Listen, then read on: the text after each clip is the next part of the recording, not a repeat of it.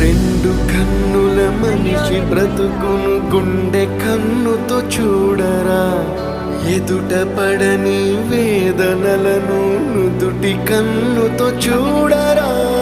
ఈశ్వరా పరమేశ్వరా చూడరా, ఇటు చూడరా.